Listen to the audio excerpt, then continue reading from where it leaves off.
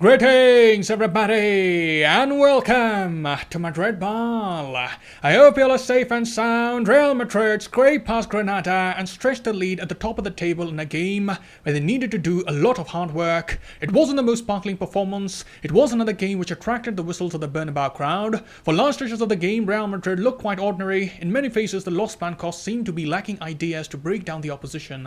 However, this time, Don Carlo was much more prompt while utilizing his squad. His changes in the second half made things better. Madrid played with more desire and purpose, and thankfully in the end, an absolute stunner from Marco Asensio won over all the Madridistas. We importantly got back to winning ways after going through a slump. We have established a healthy lead at the top. It was also good to see some significant contribution from the French players that may go a long way in boosting their confidence. So in this video, we'll do the post-match analysis of Real Madrid versus Granada. We'll talk about the important happenings of the game, and without further ado, let's get started.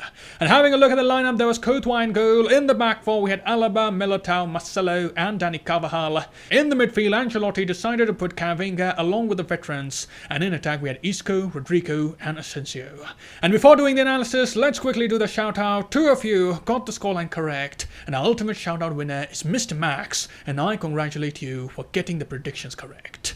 But sharing some thoughts on the starting 11, I honestly wasn't happy with the squad that Ancelotti had fielded. I wasn't expecting Ancelotti to go with so many midfielders despite having 4 attackers in the squad who could have given more directness. So yes, I was again skeptical of Ancelotti's lineup. Isco was again used as a false 9 and he was given the chance to lead the attack, but as we know with Isco, he was never going to give us the directness. I would however say that Isco played well enough in the minutes that he got. He had some nice dribbles, he made some good runs, got at the end of a few crosses, and on occasions he showed some good ball control, but the problem was that he just has the nature of dropping deep to get involved in the link-up play of Real Madrid, and sometimes there just wasn't a target man harrying the defenders in the centre. So that in my opinion was the issue. Isco did what he had to do and he tried things which were in his control, but I would rather have him as a part of a midfield pulling the strings. Maybe we can use him as a central midfielder in place of Cruz against the Spanish Minnows. That is where he played in the early parts of the season, and to our surprise he played well in a few games. Or we can play him in an attacking midfield role to split open the defence for the attackers running in behind,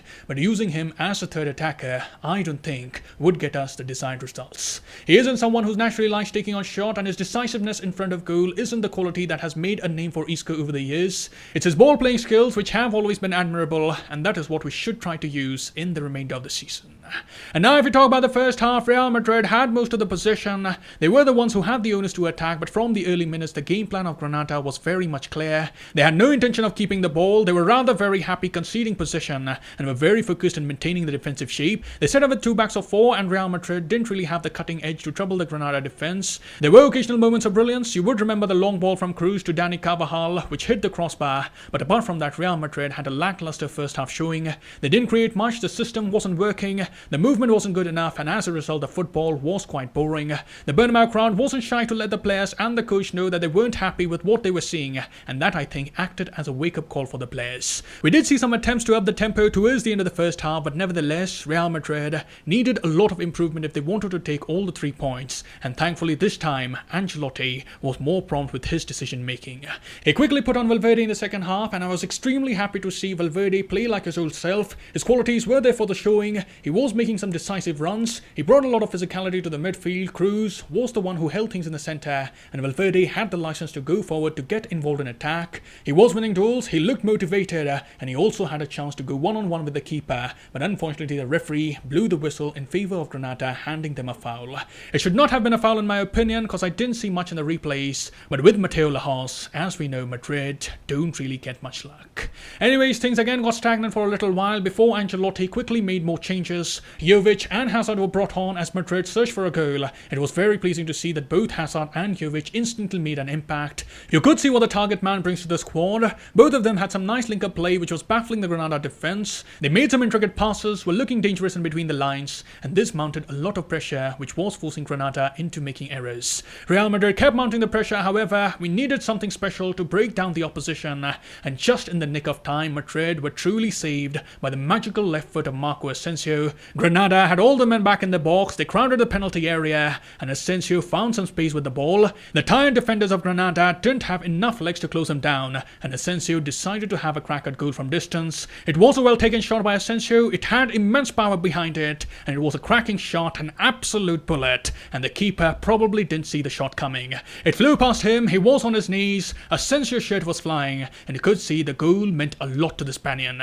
He was the man in the absence of Benzema and Vinicius, who had to take the responsibility for getting us the goals. He needed to deliver, he had been trying to test the keeper throughout the match. He had a total of 8 shots, some of which were excellent save by the Granada keeper, but finally Asensio was able to have the last laugh, and I have to say, it's always quite enjoyable seeing those typical long distance Asensio worldies nestling at the back of the net. So thumbs up to Marco Asensio for taking us over the line, and hopefully he will show the similar decisive nature in the matches that lie ahead. So overall, it was an important win for Real Madrid, especially when you consider that we need to build some momentum. We of course still have a lot of work to do, but probably will do better when the likes of Benzema and Vinicius return to the squad. We take 3 points as of now, and hopefully we will see the French players build on the positive minutes they got under the belt against Granada. So those were my thoughts from the game, and let's conclude this video by hearing the thoughts of Carlo Ancelotti. He firstly assessed the team's performance. As he said, it's very good news because we got the 3 points thanks to a very good second half performance. We are not at our best at the moment. We've got a week now to recover some of the injured players, which will be important. It was an important match, and I'm pleased with the commitment of the players. Then Ancelotti was asked why he opted to leave the likes of Jovic on the bench, even though he was the replacement for the absent Karim Benzema, and Ancelotti explained his decision. He replied, Jovic has come back after having had the virus and he still isn't at full fitness. I prefer to play between the lines with Isco, and I then introduced Jovic towards the end, and he did really well and really helped the team by offering a lot of energy up front. And lastly, Ancelotti had some words of praise from Marco Asensio. He said, he's a very important player, he scored a lot this season, he's made a lot of goals and is very committed defensively, which is important for us. I don't know if he's a starter, but he's an important player, he's reliable, he works hard, and we won the game today thanks to his best qualities, his shooting. He has done well to come back from a difficult period of injuries full of confidence. So those were the thoughts of the coach, and that concludes the post-match analysis of Real Madrid versus Granada. Do let me know what was your analysis from the game and what were the things that caught your eye. Let me know in the comments below. I'll see you soon. Till then, take care. Glory to Madrid. And as always, a la Madrid.